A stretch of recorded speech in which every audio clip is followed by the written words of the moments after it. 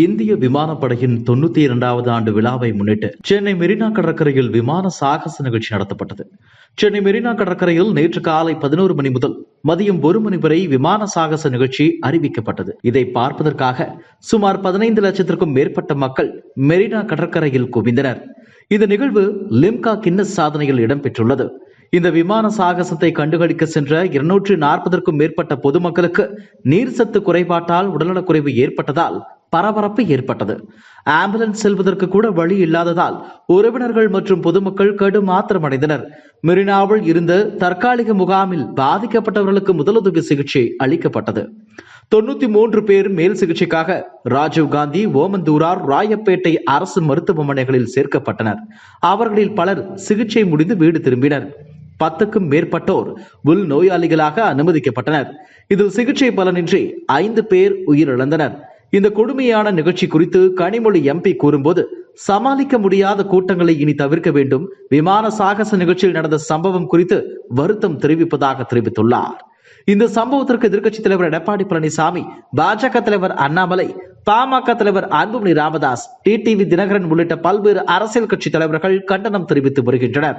திமுக அரசுக்கு எந்த அக்கறையும் இல்லை என பாஜக தலைவர் அண்ணாமலை கண்டனம் தெரிவித்துள்ளார். மேலும் அவர் கூறியிருப்பதாவது, இந்திய விமானப்படை சார்பில் சென்னை மெரினா கடற்கரையில் நடைபெற்ற விமான வான் சாகச நிகழ்ச்சியின் போது கூட்ட நெரிசலில் சிக்கி 5 பேர் உயிரிழந்தும் 240க்கும் மேற்பட்டவர்கள் காயமடைந்து மருத்துவமனையில் சிகிச்சைக்கு அனுமதிக்கப்பட்டிருப்பதும் அறிந்து மிகுந்த அதிர்ச்சி அடைந்தேன். பொதுமக்களுக்கான அடிப்படை வசதிகளையும் போதுமான போக்குவரத்து ஏற்பாடுகளையும் மேற்கொள்ளாமல் திமுக அரசு பொதுமக்களின் பாதுகாப்பு குறித்து எந்த அக்கறையும் இல்லாமல் இருந்திருப்பதே இதற்கு ஒரே காரணம். முதலமைச்சர் ஸ்டாலின் தனது சுய விளம்பரங்களுக்காக மேற்கொள்ளும் ஏற்பாடுகளை கூட பல லட்சம் பொதுமக்கள் கூடும் நிகழ்ச்சிக்கு ஏற்பாடு செய்யவில்லை. இது அவரது நிர்வாகத்தின் முழுமையான தோல்வியை காட்டுகிறது. 5 உயிர்களை இழந்திருப்பது ஒரு விபத்து என்று கடந்து செல்ல முடியாது. இதற்கு அடிப்படை ஏற்பாடுகளை கூட செய்யாமல் புறக்கணித்த திமுக அரசே முழு பொறுப்பு.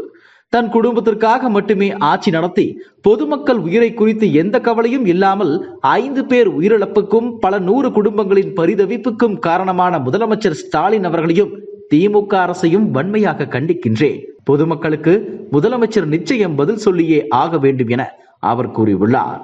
பாமக தலைவர் அன்புமணி ராமதாஸ் கண்டன அறிக்கையில் கூறியிருப்பதாவது, சென்னை மெரினாவில் நடைபெற்ற விமானப்படை சாகசத்தை காண வந்த 5 பேர் உயிரிழந்துள்ளனர். போதிய வசதிகளை செய்யாத தமிழக அரசுதான் இதற்கு பொறுப்பேற்க வேண்டும். லட்சக்கணக்கான மக்கள் வந்து செல்வதற்கு தேவையான ஏற்பாடுகளை அரசால் செய்ய முடியவில்லை. பாதுகாப்பு துறையினர் கேட்ட ஏற்பாடுகள் அனைத்தையும் செய்துவிட்டதாக பழியை அவர்கள் மீது போட்டு தப்பித்துக் கொள்ள முயல்கிறது. உயிரிழந்தவர்களின் குடும்பங்களுக்கு தலா 25 லட்சம் ரூபாய் இழப்பீடு வழங்க வேண்டும். இனிவரும் காலங்களிலாவது இத்தகைய சூழல்களை எவ்வாறு கையாள்வது என்பதை அரசு கற்றுக்கொள்ள வேண்டும் என அவர் கூறியுள்ளார். அதிமுக பொதுச் செயலாளர் எடப்பாடி பழனிசாமி கூறியதாவது, முதலமைச்சர் மு.க. ஸ்டாலினின் அறிவிப்பை ஏற்று லட்சக்கணக்கான மக்கள் மெரினாவில் கூடினார்கள். தமிழ்நாடு அரசு தக்க ஏற்பாடுகள் செய்திருந்தால் இவ்வளவு பெரிய சேதம் ஏற்பட்டிருக்காது. தமிழ்நாடு அரசின் செயலற்ற தன்மையால் 5 பேர் பரிதாபமாக உயிரிழந்துள்ளனர். திட்டமிட்டு முன்கூட்டியே அடிப்படை வசதிகளை அரசு ஏற்படுத்தி கொடுத்திருக்க வேண்டும். அரசின் கவனக்குறைவால் ஏற்பட்ட உயிரிழப்புக்கு சாக்கு போக்கு சொல்லி தப்பிக்க நினைக்க கூடாது என கடுமையாக எச்சரித்துள்ளார். இதே போல காங்கிரஸ் சிவகங்கை தொகுதி எம்பி கார்த்தி சிதம்பரமும் வானத்தில் சாகசம், தரையில் சோகமும் நடந்துள்ளது என கண்டனம் தெரிவித்துள்ளார். விமான சாகச கூட்டத்தில் யாரும் இறக்கவில்லை என அரசு விளக்கமளித்துள்ளது. மெரினாவில் நடைபெற்ற விமான சாகச நிகழ்ச்சியின் போது கூட்டத்தில் யாரும் உயிரிழக்கவில்லை என தமிழ்நாடு அரசு விளக்கம் அளித்துள்ளது. வெயில் காரணமாக மயக்கமடைந்தவர்கள் சிகிச்சைக்கு பிறகு வீடுகளுக்கு அனுப்பி வைக்கப்பட்டனர். வெயிலால் மயக்கமடைந்த ஒருவர் கூட ராயப்பேட்டை, ஓமந்தூரார் மருத்துவமனைகளில் உள் நோயாளிகளாக அனுமதிக்கப்படவில்லை என்றும் தெரிவிக்கப்பட்டுள்ளது. இது குறித்து சமூக ஆர்வலர்கள் கூறியிருப்பதாவது, இந்திய விமானப்படையின் 92வது ஆண்டு விழாவை முன்னிட்டு சென்னை மெரினாவில் பல லட்சக்கணக்கில் மக்கள் கூடும் இடத்தில் செய்ய வேண்டிய குடிநீர் உள்ளிட்ட அடிப்படை வசதிகள், மருத்துவ வசதிகள், மருத்துவ மற்றும் அவசர ஊர்தி வசதிகள், போக்குவரத்து வசதிகளை கவனத்தில் கொள்ளாமல் நடத்தப்பட்டுள்ளது.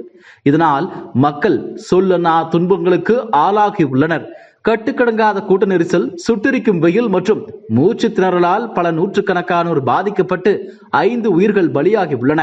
கூட்டத்தில் மயங்கி விழுந்த மக்களுக்கு முதலுதவி சிகிச்சை கூட செய்ய முடியாத பரிதாப நிலையே அங்கு காணப்பட்டது.